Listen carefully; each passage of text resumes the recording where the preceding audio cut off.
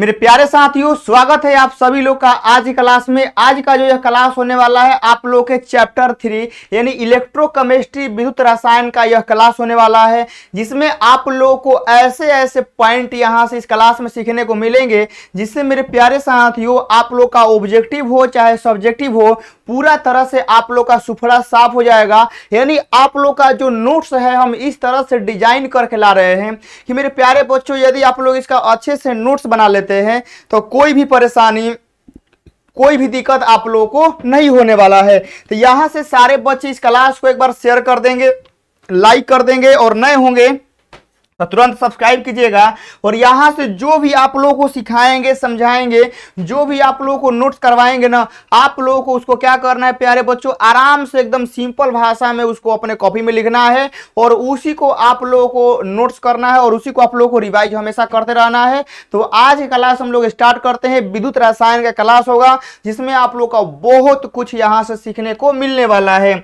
चलिएगा, यहां से सबसे पहले हम लोग स्टार्ट करते हैं और आप लोगों को यहां से सिखा हैं कि इलेक्ट्रोड विभव क्या होता है, क्योंकि इसके पहले हम लोग विद्युत रसायन किसे कहते हैं, इलेक्ट्रोड, एनोड, ये सब क्या होता है, सब कुछ की जानकारी आप लोगों को मिल चुका है। अब यहां से हम लोगों का बारी है कि अब हम लोग उससे आगे बढ़े।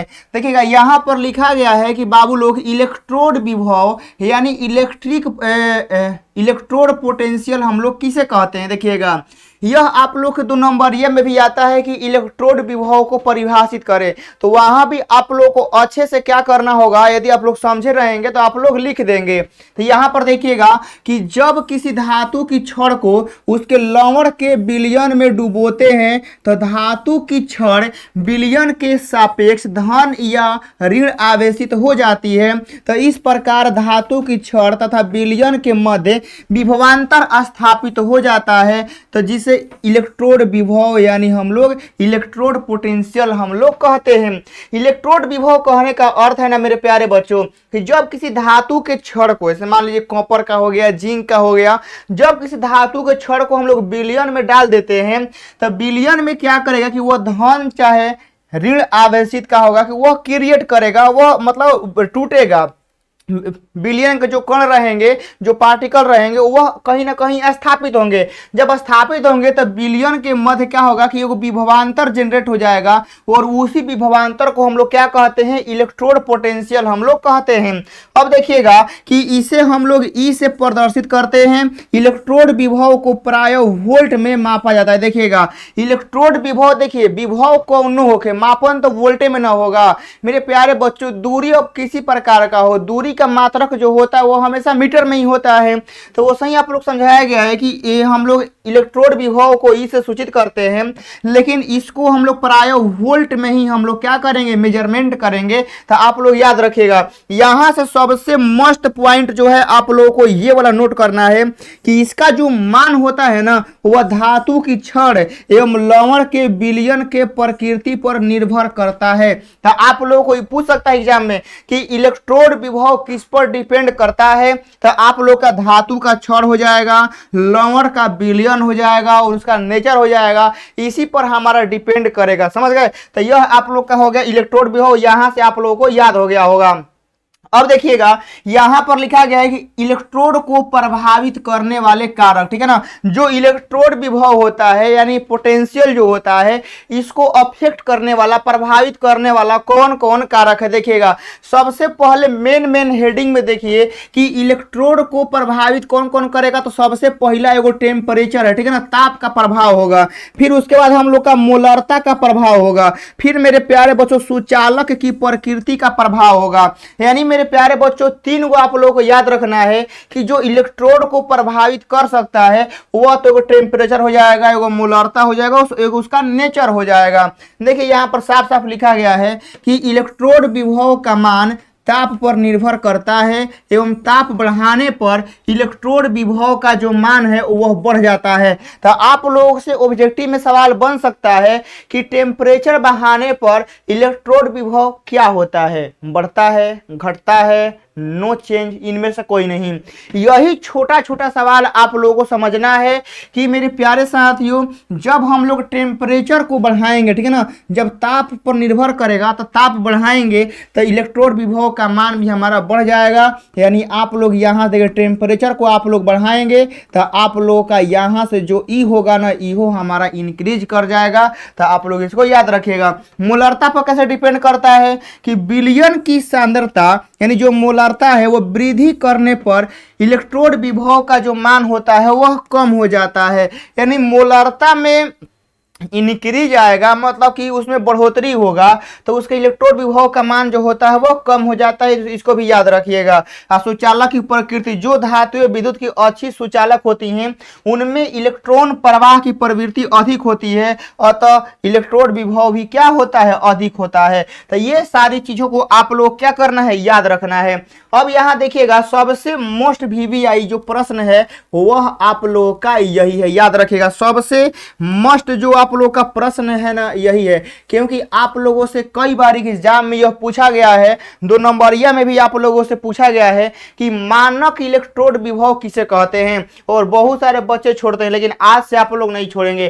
तो मानक इलेक्ट्रोड विभव का प्यारे बच्चों जो इसका डिफिनेशन होता है उसे ध्यान से देखिएगा कि किसी धातु की छड़ को 25 डिग्री सेल्सियस तापमान पर 1 मोलर आयतन में विलयन में डुबो देते हैं तो धातु छड़ तथा विलयन के मध्य जो विभवांतर हम लोग का उत्पन्न हो जाता है उसे हम लोग स्टैंडर्ड इलेक्ट्रोड पोटेंशियल यानी मानक इलेक्ट्रोड विभव हम लोग कहते हैं। यह आप लोग आज सुबह वाला क्लास में ही करवाए हैं और एकरा को हम लोग ई नोट से क्या करते हैं, प्रदर्शित करते हैं, हम लोग शो करते हैं। तो मानक इलेक्ट्रोड विभव क्या आप लोग समझे कि कोई भी विलयन है नॉर्मल टेम्परेचर यानी 25 डिग्री सेल्सियस पर क्या करेंगे कि हम लोग किसी धातु के छड़ को क्या करेंगे कि हम लोग विलयन में डालेंगे। अब विलयन में जैसे ही डालेंगे तो धातु के छड़ और विलयन के मध्य जो होगा एगो पोटेंशियल हम लोग का जनरेट हो जाएगा और यही पोटेंशियल क्या होगा कि मानक इलेक्ट्रोड विभव हमारा कहलाता है। यह आप लोग को याद हो गया होगा। अब यहाँ देखिएगा सबसे मस्त पॉइंट आता है कि आप लोग कई बार पूछते हैं कि सर ऑक्सीकरण क्या होता है, अपचयन क्या होता है। आज आप लोगों की पूरी जानकारी इस वीडियो में, इस क्लास में आप लोग को मिल जाएगी कि ऑक्सीकरण और अपचयन क्या होता है। देखिए ऑक्सीकरण में साफ साफ लिखा गया है कि जब कोई पदार्थों द्वारा एक या अधिक इलेक्ट्रॉन का त्याग करने की प्रक्रम को ऑक्सीकरण कहते हैं। ऑक्सीकरण का मतलब होता है कि इलेक्ट्रॉन का त्याग करेगा, याद रखिएगा, ठीक है ना। क्या करेगा, त्याग करेगा, उसे हम लोग ऑक्सीकरण कहते हैं। तो प्यारे साथियों आप लोगों को ऑक्सीकरण अच्छे से समझ में आ गया होगा कि ऑक्सीकरण क्या कहते हैं। यानी जब कोई पदार्थ है, जब कोई अणु या आयन, ठीक है ना, ऑक्सीजन का त्याग करता है तो इस प्रक्रिया को क्या कहते हैं, ऑक्सीकरण हम लोग कहते हैं। जैसे आप लोग यहां पर देखिएगा एग्जांपल है, हम लोग का H2 है, हाइड्रोजन है। तो हाइड्रोजन देखिए, हाइड्रोजन का होगा कि 2H में यहाँ पर आ गया और इसमें से 2 इलेक्ट्रॉन का क्या किया, त्याग कर दिया। तो यह हमारा ऑक्सीकरण का एग्जाम्पल है। ऑक्सीकरण में इलेक्ट्रॉन का त्याग होता है, इतना याद रखिएगा। जो इलेक्ट्रॉन त्यागेगा उसे कहेंगे हम लोग ऑक्सीकरण। यह आप लोग का यहाँ पर हो गया। अगला प्रश्न आप लोग का आता है, देखिएगा कि यहाँ पर लिखा गया है अपचयन हम लोग किसे कहते हैं, यानी रिडक्शन आप लोग को समझना है कि रिडक्शन क्या होता है। देखिएगा जब पदार्थों द्वारा एक या अधिक इलेक्ट्रॉन ग्रहण करने की प्रक्रम को हम लोग अपचयन कहते हैं। यानी ऐसा अणु चाहे आयन जो हमारा अब इलेक्ट्रॉन ग्रहण करता है तो उसे हम लोग अपचयन कहते हैं। तो ऑक्सीकरण और अपचयन में आप लोगों को ज्यादा परेशानी नहीं होगा। ऑक्सीकरण में इलेक्ट्रॉन का त्याग करेगा और अपचयन में इलेक्ट्रॉन को ग्रहण करेगा, इसे हम लोग अपचयन कहते हैं। तो वही बात आप लोग देखिएगा कि अपचयन का जो उदाहरण है, जो एग्जाम्पल ऑफ रिडक्शन है, वह देख सकते हैं कि 2H यहां पर है और एक में 2 इलेक्ट्रॉन का ग्रहण कर रहा है, तब हमारा जाके H2 का निर्माण हो रहा है। तो इसे हम लोग क्या कहेंगे मेरे प्यारे बच्चों, रिडक्शन कहेंगे। तो यह आप लोग का बहुत ही मोस्ट एग्जाम्पल है। एक ही एग्जाम्पल से आप लोग को दोनों को हम समझा दिए हैं। एक आप लोग अपने कॉपी में लिख लीजिएगा। अब इसके बाद आगे बढ़ते हैं, देखिएगा कि अब कुछ पॉइंट आता है यहाँ पर कि ऑक्सीकरण, ठीक है ना, ऑक्सीकरण तथा अपचयन में अंतर। यानी जो आप लोग ऑक्सीकरण और अपचयन का नाम सुने हैं, एक में अब डिफरेंस क्या है, परिभाषा तो क्लियर हो गया। अब यहाँ पर समझना है कि इन दोनों में डिफरेंस क्या है। तो देखिएगा साफ साफ लिखा गया है कि ऑक्सीकरण में ऑक्सीजन का संयोग होता है जबकि अपचयन में ऑक्सीजन का त्याग होता है। यानी एक तरह से और ही बात समझ सकते हैं कि ऑक्सीकरण में ऑक्सीजन का संयोग होगा, मिलन होगा, और अपचयन में क्या होगा कि मेरे प्यारे बच्चों ऑक्सीजन का त्याग होगा। इस तरह भी हम लोग इसको अंतर कर सकते हैं। दूसरा का देखिएगा कि ऑक्सीकरण में हाइड्रोजन का त्याग होता है जबकि अपचयन में हाइड्रोजन का संयोग होता है, मतलब इलेक्ट्रॉन की तरह। अब यहाँ देखिएगा तीसरा काम का बोला गया है कि ऑक्सीकरण में विद्युत धनात्मक तत्वों का अनुपात घटता है जबकि अपचयन में विद्युत धनात्मक तत्वों का जो अनुपात है वो बढ़ता है। यहाँ देखिए ऑक्सीकरण में इलेक्ट्रॉन अलग होता है जबकि अपचयन में इलेक्ट्रॉन ग्रहण होता है। यानी मेरे प्यारे बच्चों ऑक्सीकरण में इलेक्ट्रॉन बाहर निकलेगा और अपचयन में आके मिलेगा क्या, इलेक्ट्रॉन। याद रखिएगा ऑक्सीकरण में ऑक्सीजन मिलेगा और मेरे प्यारे बच्चों हम लोग का अपचयन में बाहर निकलेगा। लेकिन ऑक्सीकरण में क्या होगा कि इलेक्ट्रॉन का त्याग होता है, बेचारा बाहर ही जाएगा, और अपचयन में क्या होता है कि इलेक्ट्रॉन ग्रहण करता है। ये सारी पॉइंटें आप लोग हम यहाँ पर लिख दिए हैं ताकि कोई भी आप लोग को थोड़ा सा भी दिक्कत परेशानी न हो, और आप लोग अच्छे से नोट्स करिए, आप लोग अच्छे से रिवाइज करिए, और मेरे प्यारे बच्चों एग्जाम में आप लोग अच्छा नंबर लेकर आइए। यहाँ से हो गया। अब हम लोग आगे चलते हैं। देखिएगा यह मेरे प्यारे बच्चों बहुत ही मोस्ट इंपॉर्टेंट है कि रिडॉक्स अभिक्रिया क्या है। ध्यान से देखिए, रिडॉक्स अभिक्रिया हम लोग किसे कहते हैं, मतलब कि ऐसी अभिक्रियाएं जिनमें ऑक्सीकरण और अपचयन एक साथ होते हैं उसे रिडॉक्स अभिक्रिया कहते हैं। इसे ऑक्सीकरण अपचयन अभिक्रिया भी कहते हैं। यानी देखिएगा आप लोग कोई बिजनेस करते हैं मेरे प्यारे बच्चों, तो बिजनेस में देखिएगा हम लोग का 3-4 केस होता है। आप बताते हैं, मान लीजिए कि आप कोई बिजनेस चालू किए, ठीक है ना, कोई बिजनेस आप लोग चालू किए, तो बिजनेस में 3 केस होगा। या तो आपका फायदा होगा बहुत बढ़िया, या तो आपका घाटा होगा। समझ गए ना। तो ये तो कहेंगे सर ये तो सब कुछ जानते हैं कि बिजनेस में या तो फायदा होगा ना तो नुकसान होगा। लेकिन एक केस और ही होता है कि बिजनेस में मान लीजिए कि आप मेरे प्यारे बच्चों क्या किए कि आप बिजनेस किए, तो क्या हुआ कि एक जगह से फायदा हुआ तो ससुरा एक जगह से नुकसान हो गया। समझ गए ना। यानी एक जगह आप कहीं गए अपना प्रोडक्ट सेल करने, तो वहाँ काफ़ी आप लोग ज़्यादा मात्रा में बेच दिए, और कहीं दूसरा का जगह जो प्रोडक्ट है वो बेचने गए वह कहीं नष्ट हो गया, कोई चुरा लिया, कोई किडनैप कर लिया, कहीं पर नदी नाला में गिर खराब हो गया, तो उधर तो लॉस हो गया ना। तो वही बात यहाँ पर है कि ऐसा रिएक्शन जिसमें एक साथ, समझ गए ना, मतलब कि अलग अलग नहीं, कि एक ही रिएक्शन में एक साथ है ऑक्सीकरण का भी प्रोसेस हो जाएगा और अपचयन का भी प्रोसेस हो जाएगा। ऐसा रिएक्शन जिसमें ऑक्सीकरण और अपचयन दोनों होगा तो इसको हम लोग कहते हैं रेडॉक्स रिएक्शन। यानी आप लोगों को सिंपल भाषा में समझ में आ गया होगा कि ऑक्सीकरण और अपचयन जब हम लोग का एक साथ होते हैं तो रेडॉक्स अभिक्रिया कहलाती है, और इसे ऑक्सीकरण अपचयन अभिक्रिया भी कहते हैं। यानी ऐसा अभिक्रिया जिसमें ऑक्सीकरण और अपचयन दोनों होगा उसे ऑक्सीकरण अपचयन भी हम लोग कह सकते हैं, नहीं कह सकते हैं, मतलब फायदा भी हुआ नुकसान भी हो गया। तो यही आप लोग का है। अब यहाँ देखिए सरल शब्दों में हम लोग कहे तो वे अभिक्रियाएं जिनमें एक पदार्थ का ऑक्सीकरण होता है तथा दूसरे पदार्थ का अपचयन होता है उसे रेडॉक्स अभिक्रिया हम लोग कहते हैं। तो एकरा के लिख लीजिएगा बाबू लोग, यह आपके एग्जाम के लिए बहुत ही मोस्ट इंपॉर्टेंट है। आपके एग्जाम में यह आएगा ही आएगा, बहुत इंपॉर्टेंट है। अब यहाँ से आगे चलते हैं। देखिएगा कि अब यहाँ से मेरे प्यारे बच्चों हम लोग को पढ़ना है विद्युत रासायनिक सेल या गैल्वेनिक सेल क्या है। देखिएगा यह आप लोग के एग्जाम में 2 नंबर में सवाल बन सकता है कि विद्युत रासायनिक सेल या गैल्वेनिक सेल क्या है। तो अब यहां देखिएगा कि ऐसी युक्ति जिसमें रासायनिक क्रियाओं यानी रेडॉक्स अभिक्रियाओं से विद्युत धारा का निर्माण होता है, अथवा ऐसी युक्ति जो रासायनिक ऊर्जा को विद्युत ऊर्जा में परिवर्तित कर देगा उसे मेरे प्यारे बच्चों विद्युत रासायनिक सेल कहते हैं। यानी विद्युत रासायनिक सेल ऐसा सेल है जो मेरे प्यारे बच्चों रासायनिक ऊर्जा को विद्युत ऊर्जा में चेंज करेगा, उसे हम लोग विद्युत रासायनिक सेल कहते हैं।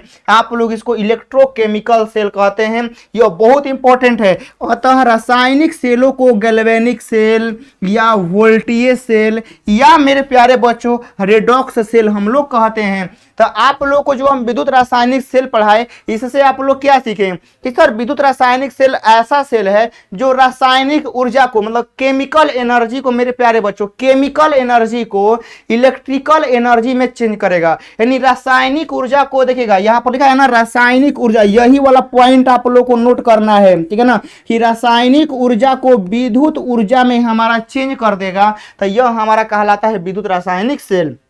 यह उदाहरण में हो जाएगा।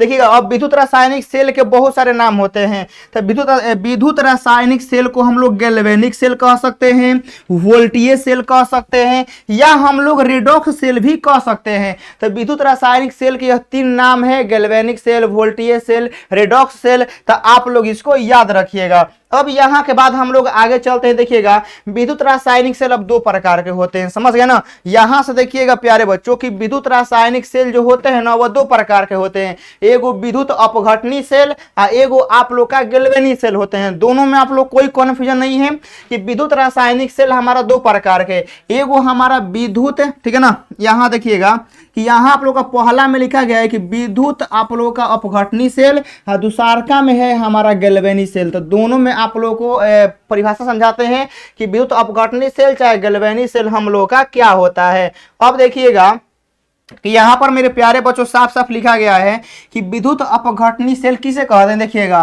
कि वह सेल जो बाह्य स्रोत से विद्युत ऊर्जा लेकर उस ऊर्जा को रासायनिक ऊर्जा में बदल देता है, तो उसे विद्युत अपघटनी सेल कहते हैं। यानी विद्युत अपघटनी सेल ऐसा सेल होता है जो बाहर से ऊर्जा लेके, ठीक है ना, बाहर से ऊर्जा लेके विद्युत ऊर्जा को मतलब इलेक्ट्रिकल एनर्जी को क्या करेगा कि केमिकल एनर्जी में हमारा चेंज कर देगा। उसे मेरे प्यारे बच्चों हम लोग कहते हैं विद्युत अपघटनी सेल। एकरा में ये वाला पॉइंट आप लोग को लिखना है जरूर, ठीक है ना, कि विद्युत अपघटनी सेल का जो हम लोग का एनोड होता है वह धनात्मक होता है और जो कैथोड होता है वह ऋणात्मक होता है। एकरा के आप लोग जरूर लिखिएगा। एकदम बहुत ही सिंपल और साधारण परिभाषा के द्वारा आप लोग समझाना चाहते हैं ताकि कोई भी दिक्कत परेशानी आप लोगों को यहाँ पर न हो। अब देखिएगा यहाँ से आगे बढ़ते हैं बाबू लोग। दूसरा का नंबर है देखिएगा यहाँ पर कि गैल्वेनिक सेल या वोल्टेज सेल किसे कहते हैं। वह सेल जो रासायनिक ऊर्जा को विद्युत ऊर्जा में रूपांतरित कर देता है उसे गैल्वेनिक सेल या वोल्टेज सेल भी हम लोग कहते हैं।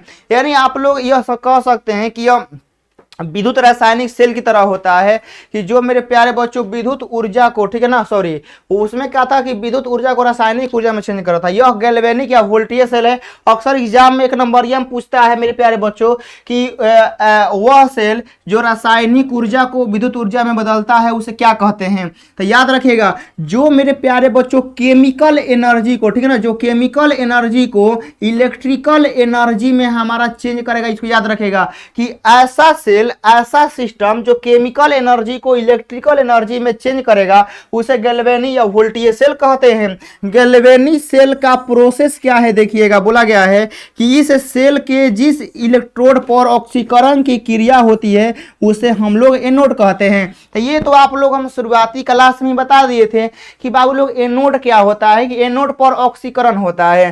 तो आप लोग उस दिन पूछते कि सर ऑक्सीकरण क्या होता है। ऑक्सीकरण होता है इलेक्ट्रॉन का त्याग यानी ऑक्सीजन का संयोग। और अवकरण क्या होता है मेरे प्यारे बच्चों, तो ऑक्सीजन का त्याग यानी इलेक्ट्रॉन का संयोग। यह आप लोगों को याद रखना है। देखिए यहाँ पर लिख दिए हैं कि इसके जिस इलेक्ट्रोड पर अपचयन होता है, क्रिया होती है, उसे हम लोग कैथोड कहते हैं। तो ये सारी पॉइंटों को लिख एकदम खटाखट रिवाइज करना है, समझ गए ना। जितना बार आप लोग रिवाइज करेंगे ना उतना जल्दी आप लोगों को याद हो जाएगा। अब यहाँ देखिएगा हम लोग आगे बढ़ते हैं मेरे प्यारे बच्चों। इस सेल में 2 भिन्न प्रकार के इलेक्ट्रोड होते हैं जिसे अर्ध सेल हम लोग कहते हैं। अब देखिएगा, अब यहां पर आइएगा प्यारे बच्चों, देखिएगा विद्युत अपघटनी सेल और गैल्वेनिक सेल में अंतर क्या है। यानी विद्युत रासायनिक सेल हमारा 2 प्रकार के होता है। तब मेरे प्यारे बच्चों एगो विद्युत रासायनिक सेल हमारा 2 प्रकार के होता है। एगो हमारा होता है विद्युत अपघटनी सेल और एगो होता है गैल्वेनिक सेल। तो हम लोग दोनों में परिभाषा हो गया है। अब अंतर देख लेते हैं कि दोनों में अंतर क्या है। देखिए विद्युत अपघटनी सेल में कहता है कि इस सेल में, देखिएगा इस सेल में हम लोगों से कहा गया है प्यारे बच्चों, देखिएगा बोला गया है कि इस सेल में जो एनोड होता है ना वह धन ध्रुव होता है, लेकिन इसमें कहा गया है कि जो एनोड होता है गैल्वेनिक सेल में वह ऋण ध्रुव होता है। तो यह मेरे प्यारे बच्चों डिफरेंस समझना बहुत इंपॉर्टेंट है। अब देखिएगा कैथोड इसमें बोला गया है कि ऋण ध्रुव का होता है, तो इसमें कैथोड धन ध्रुव का होता है। देखिएगा इसमें रेडॉक्स अभिक्रिया विद्युत धारा के प्रवाहित करने पर होती है, मतलब कि विद्युत अपघटनी सेल में जो रेडॉक्स रिएक्शन होगा यह अपने आप नहीं होगा, जब विद्युत धारा का हम लोग प्रवाह करेंगे तब जाके उसमें रेडॉक्स रिएक्शन क्या होगा, चालू होगा। लेकिन गैल्वेनिक सेल में क्या होता है कि रेडॉक्स अभिक्रिया स्वतः ही संपन्न हो जाता है अपने आप, ठीक है ना, ऑटोमेटिक सिस्टम है। क्या है, गैल्वेनिक सेल में ऑटोमेटिक सिस्टम है, अपने मने रेडॉक्स रिएक्शन हमारा हो जाएगा।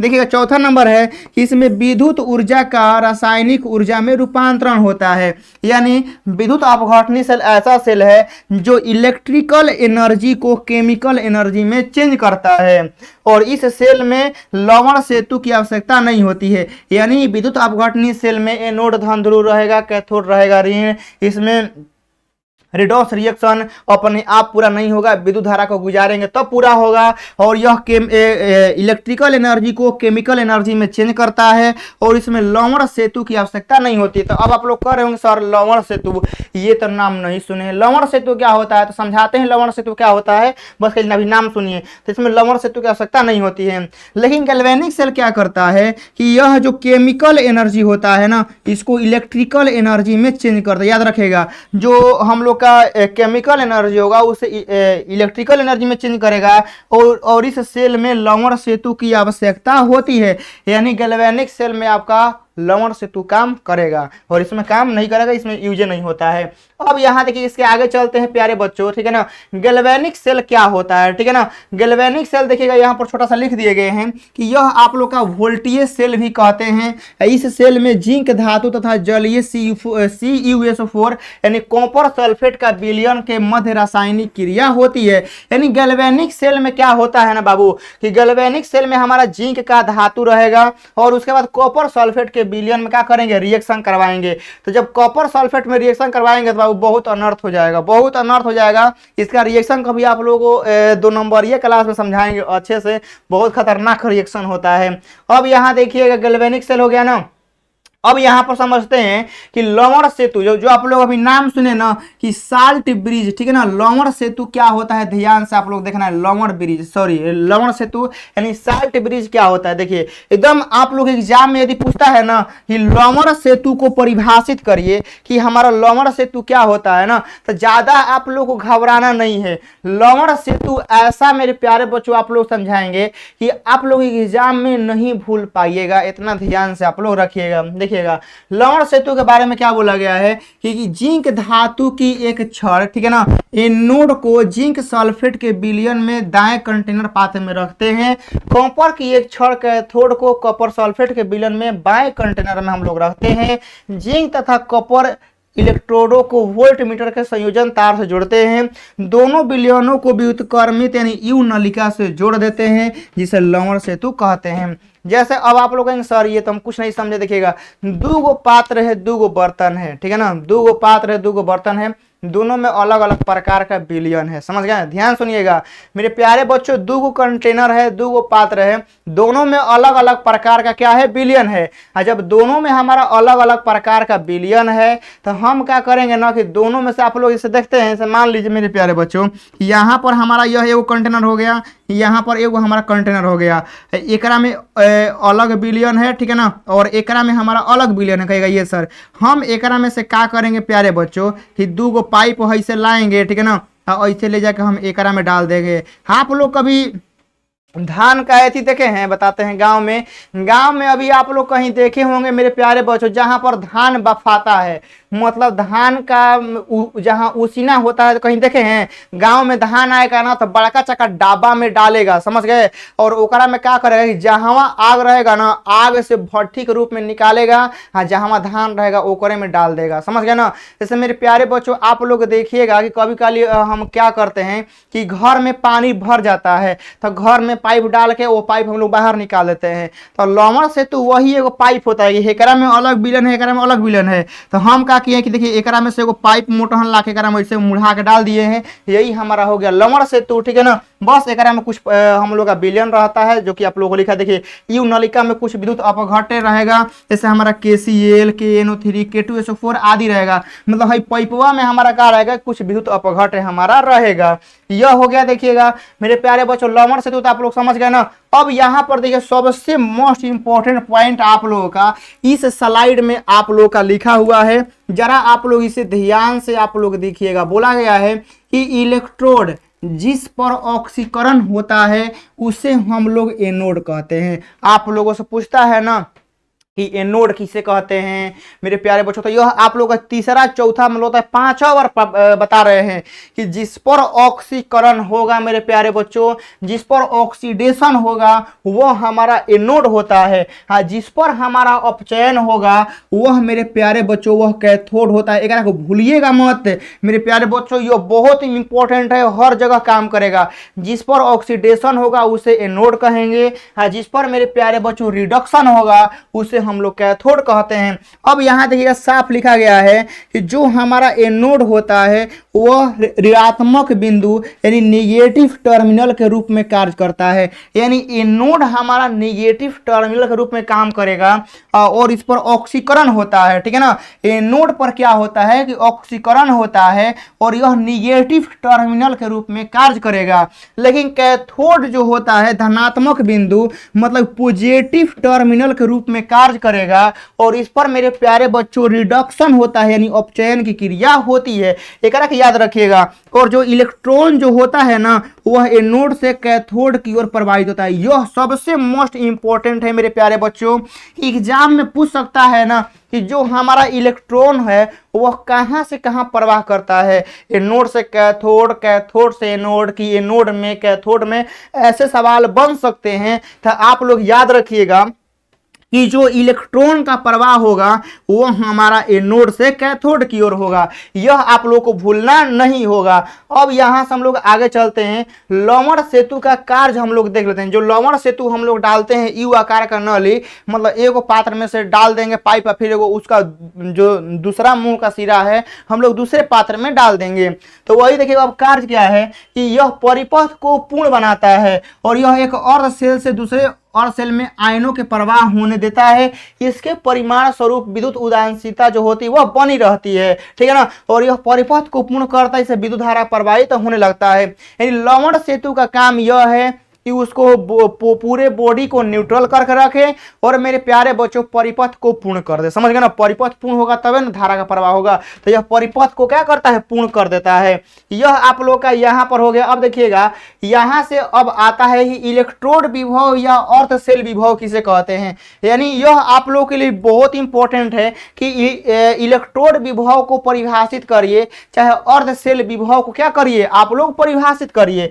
तो यहाँ से आप लोग को ध्यान पूर्वक देखना होगा कि धातु तथा इसके आयनों के मध्य उत्पन्न विद्युत विभवांतर, ठीक है ना। देखिएगा मतलब जो हम लोग का धातु का छड़ रहेगा और जो विलयन का आयन रहेगा, यदि ओकरा मध्य कोई हम लोग का पोटेंशियल जनरेट हो जाता है तो उसे हम लोग इलेक्ट्रोड विभव कहते हैं। जो आप लोग शुरुआत में पढ़ाए हैं कि इलेक्ट्रोड विभव किसे कहते हैं, उसी इलेक्ट्रोड विभव को हम लोग क्या कहते हैं, अर्ध सेल विभव मतलब हाफ सेल पोटेंशियल हम लोग कह सकते हैं।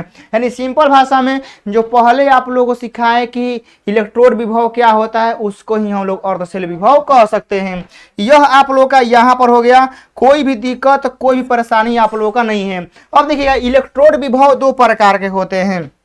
यानी जो आप लोग का इलेक्ट्रोड पोटेंशियल है यह हम लोग का दो प्रकार का होगा, एक होगा ऑक्सीकरण और एक होगा अपचयन। यानी हम लोग का ऑक्सीडेशन पोटेंशियल किसे कहते हैं और एक हम लोग का है कि रिडक्शन पोटेंशियल किसे कहते हैं। तो यहाँ देखिएगा सबसे फर्स्ट में आप लोग का लिखा गया है कि ऑक्सीकरण विभव यानी ऑक्सीडेशन पोटेंशियल हम लोग किसे कहते हैं।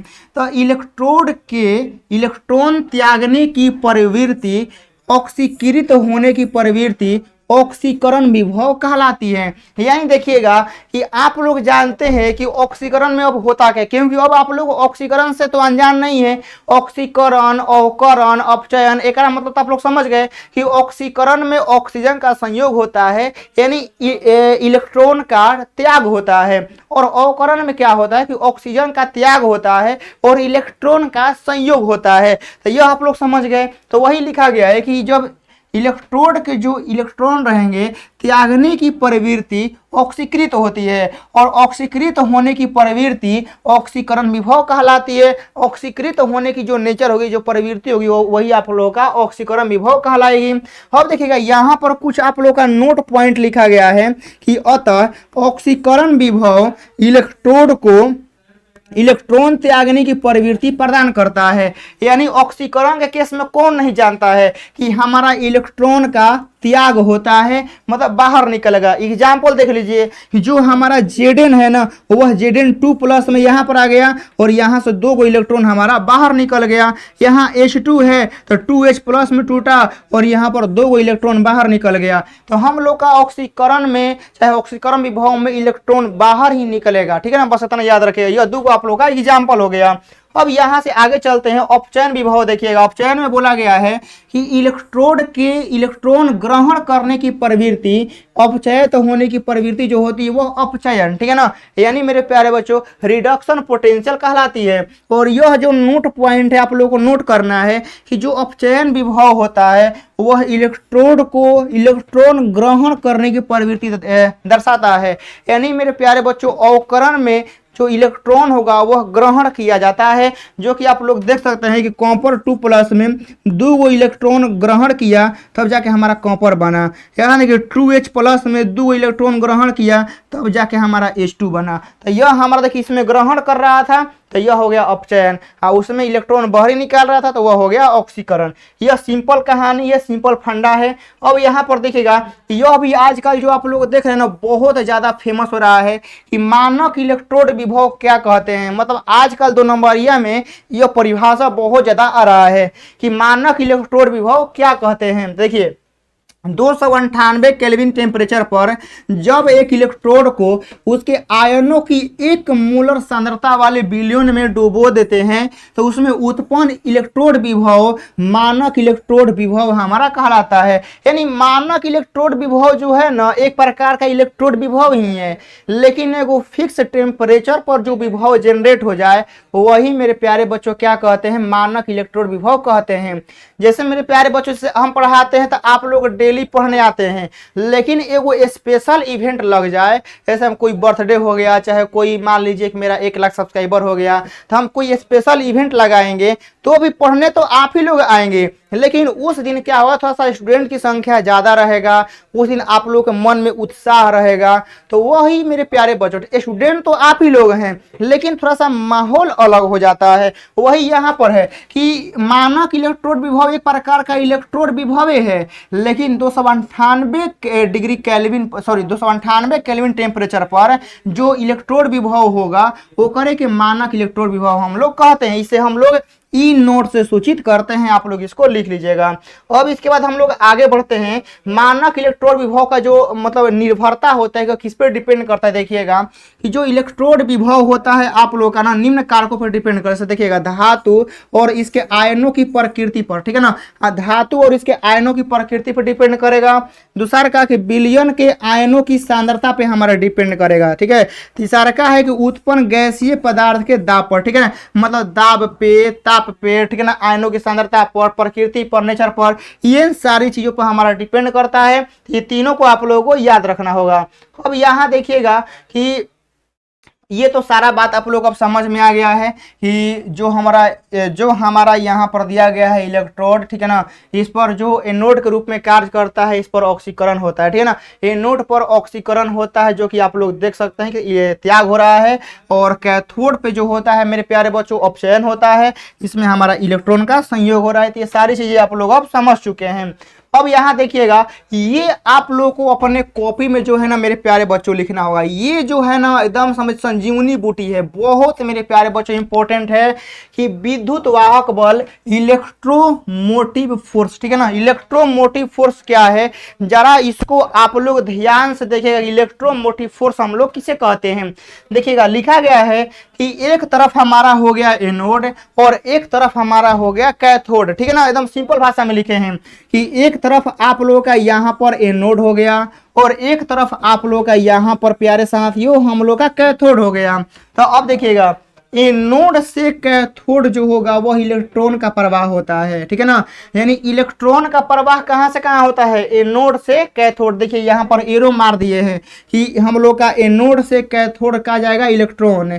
लेकिन मेरे प्यारे बच्चों आप लोग भी जानते हैं कि विद्युत धारा का जो दिशा होता है प्रवाह का, वह इलेक्ट्रॉन के उल्टा दिशा में होता है। फिजिक्स में आप लोग पढ़ाए हैं कि जौना दिशा में इलेक्ट्रॉन जाएगा ओकर उल्टा दिशा में धारा का मतलब बहाव होता है। तो हमारा जो इलेक्ट्रॉन है वह एनोड से कैथोड जा रहा है, तो विद्युत धारा कहाँ जाएगा, कैथोड से एनोड। तो पूछेगा कि विद्युत धारा का प्रवाह कहाँ से कहाँ होता है, तो कैथोड से एनोड। और इलेक्ट्रॉन का प्रवाह तो एनोड से कैथोड। एक के आप लोग भूलिएगा मत, जैसे लिखे हैं वो सही लिखेगा। लिखने में बहुत मेहनत लगा है, ठीक है ना, वैसे लिखा नहीं रहा था, बहुत मेहनत से लिख के लाए हैं। अब यहाँ देखिएगा, यहाँ पर नोट में लिखा गया है कि किसी विद्युत रासायनिक सेल में दो इलेक्ट्रोडों के विभव में अंतर सेल विद्युत वाहक बल कहलाता है, यह सेल विभव कहलाता है। यानी विद्युत वाहक बल किसे कहते हैं, चाहे सेल विभव किसे कहते हैं। ध्यान से देखिएगा कि किसी विद्युत रासायनिक सेल मतलब इलेक्ट्रोकेमिकल सेल में जो हमारा दो इलेक्ट्रोड रहता है, तो इनके इलेक्ट्रोडों के विभवों में जो अंतर होगा उसे विद्युत वाहक बल कहते हैं। जैसे इलेक्ट्रोकेमिकल सेल में दो हमारा होता है इलेक्ट्रोड, तो दोनों इलेक्ट्रोडों पर अपना अपना पोटेंशियल होता है। तो दोनों में जो पोटेंशियल का डिफरेंस होगा वही हम लोग का ईएमएफ इलेक्ट्रोमोटिव फोर्स कहलाएगा। जैसे देखिएगा कि एक घर में मान लीजिए कि एक पिता है, उनके दो बेटे हैं, तो दोनों बेटों के पास अलग अलग पैसा होगा, तो कुछ ना कुछ तो पैसा का डिफरेंस होगा ना। तो कुछ पैसा का डिफरेंस होगा, वही आपका समझिए कि इलेक्ट्रोमोटिव फोर्स है। यानी एगो सेल में दो इलेक्ट्रोड है, एगो एनोड एगो कैथोड जना के नाम है, तो दोनों इलेक्ट्रोड पर अपना अपना पोटेंशियल होता है। तो दोनों के पोटेंशियल में जो डिफरेंस आता है, जो घटाने पर जो उनका डिफरेंस होता है, वही हमारा इलेक्ट्रोमोटिव फोर्स है। यानी विद्युत वाहक बल या सेल विभव हम लोग कहते हैं। इसे हम लोग वोल्ट में मापते हैं और इसे हम लोग ईएमएफ के रूप में भी हम लोग जानते हैं। फिजिक्स में आप लोग कई बार पढ़े होंगे। अब यहाँ देखिएगा प्यारे बच्चों, यहाँ से अब हम लोग आगे बढ़ते हैं। अब देखिएगा यहाँ पर लिखा गया है कि अतः ईएमएफ जो होता है कैथोड का अपचयन विभव माइनस एनोड का अपचयन विभव। मतलब कि हम लोग ईएमएफ कैसे निकालेंगे, बात आता है ना कि सर हम लोग ईएमएफ कैसे निकालें, कौना में से कौना को घटाएंगे। तो यहाँ पर देखिएगा कि कैथोड पर जो हमारा अपचयन होता है और माइनस करके एनोड का अपचयन हम लोग कर देंगे, समझ गए ना। सॉरी, एनोड पर ऑक्सीकरण होता है, ठीक है ना। एनोड पर ऑक्सीकरण होगा, यहाँ पर कैथोड पर अपचयन सही है, यहाँ पर एनोड का ऑक्सीकरण होगा, समझ गए ना। अपचयन नहीं होगा, ऑक्सीकरण आप लोग कर लेंगे, एनोड का ऑक्सीकरण विभव घटेगा। यह आप लोग का हो गया। देखिएगा तो वही लिखा गया है कि आप लोग का जब ईएमएफ निकालना होगा ना, तो ई राइट में से लेफ्ट को घटा दीजिएगा, सिंपल फॉर्मूला है, ठीक है ना। ईएमएफ निकालना होगा तो राइट में से लेफ्ट, यानी राइट में आप लोग का कैथोड होगा और लेफ्ट में एनोड होगा। तो कैथोड में से आप लोग को एनोड को घटाना है, मतलब राइट में से लेफ्ट घटाना है। देखिएगा यहाँ पर ये वाला भी डिफिनेशन आप लोग याद रख सकते हैं कि यदि परिपथ में नगण्य या शून्य विद्युत धारा प्रवाहित हो रही है तो दो इलेक्ट्रोडों के मध्य विभवांतर सेल का विद्युत वाहक बल कहलाता है। यानी सेल में मान लेते हैं कि धारा का प्रवाह नहीं हो रहा है। मान लीजिए कि जो हमारा सर्किट बना है, जो परिपथ बना है, यदि परिपथ में धारा प्रवाह नहीं हो रहा है, धारा एकदम शून्य है, तो धारा शून्य, परिपथ में धारा शून्य होने पर जो दो इलेक्ट्रोडों के बीच हम लोग का पोटेंशियल डिफरेंस आएगा, उसे भी हम लोग विद्युत वाहक बल यानी हम लोग ईएमएफ कह सकते हैं। यह हो गया। अब यहाँ देखिएगा सेल का मानक विभव, ठीक है ना। वही है कि जब गैल्वेनिक सेल में सभी अभिक्रिया कारक तथा उत्पाद इकाई सही सांद्रता मतलब कि 1 मोलर पर, ठीक है ना, यहाँ पर साफ लिखा हुआ आप लोग देख सकते हैं कि 1 मोलर में होते हैं, तो सेल का ईएमएफ, सेल का मानक ईएमएफ कहलाता है। और वही है कि आप लोग का निकालने के लिए हम लोग कैथोड में से एनोड को घटाएंगे, मतलब राइट में से लेफ्ट को घटाते हैं। याद रखिएगा, कैथोड में से एनोड घटता है, मतलब कैथोड कहाँ होता है, राइट में, और एनोड कहाँ होता है, लेफ्ट में। यह हम लोग का फॉर्मूला होता है। अब यहाँ देखिएगा कि सेल के ईएमएफ का मापन विभव मापी, ठीक है ना। तो यहाँ पर आप लोग ध्यान से देखिएगा कि आप लोग फिजिक्स में हम पढ़ा है कि जो सेल का ईएमएफ होता है हम लोग किस चीज से मापते हैं। तो आप लोग को वहां पर याद रखना, फिजिक्स में तो आप लोग को याद होगा, लेकिन थोड़ा सा केमिस्ट्री में भी आप लोग का इसका यूज हो जाएगा कि जो सेल का ईएमएफ होता है वो हम लोग विभव मापी से, मतलब पोटेंशियोमीटर से हम लोग मापते हैं, ठीक है ना। यह मत समझिए विभव मापी तो विभव मापेगा, नहीं, विभव मापी को हम लोग ईएमएफ के लिए यूज करते हैं, विभव के लिए वोल्टमीटर, ठीक है ना। यहाँ देखिएगा यह निम्न कारकों पर डिपेंड करेगा। अभी कारकों यानी इलेक्ट्रोड की प्रकृति पर, समझ गए ना, कि इलेक्ट्रोड किस नेचर का है, मतलब किस धातु का बना हुआ है। दोनों अर्ध सेलों के विलयन की सांद्रता पर।